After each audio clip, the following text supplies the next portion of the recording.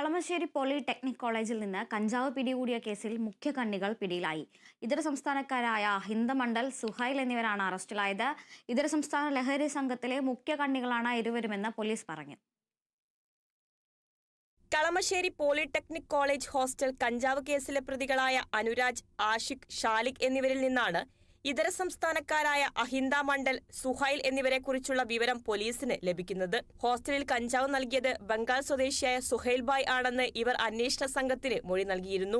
സുഹൈൽ ആരാണെന്ന് police മനസ്സിലാക്കിയെങ്കിലും raid വിവരം അറിഞ്ഞതിന് പിന്നാലെ ഇയാൾ ഒളിവിൽ പോവുകയായിരുന്നു. ആലുവയും പെരുമ്പാവൂരും കേന്ദ്രീകരിച്ച് തുടർ അന്വേഷണം നടത്തിവരവെയാണ് മൂവാറ്റുപുഴയിലെ ഒരു ഇതര സംസ്ഥാന തൊഴിലാളി ക്യാമ്പിൽ ഇയാൾ ഉണ്ടെന്ന വിവരം ലഭിക്കുന്നതും കളമശ്ശേരി പോലീസ് അവിടെയെത്തി ഇയാളെ പിടികൂടുന്നതും. ഈ സമയത്ത് സുഹൈലിനൊപ്പമുണ്ടായിരുന്ന ആളാണ് മണ്ഡൽ. ഇതര സംസ്ഥാനക്കാരെ പിടികൂടിയതോടെ ഇവർ പോളിടെക്നിക്കിനു പുറമെ മറ്റ് ക്യാമ്പസുകളിലും ലഹരി എത്തിച്ചിട്ടുണ്ടോ എന്ന അന്വേഷണത്തിലാണ് പോലീസ്. കേസുമായി ബന്ധപ്പെട്ട് നിലവിൽ 6 പേരാണ് പിടിയിലായത്. Kerala vision news, Kochi.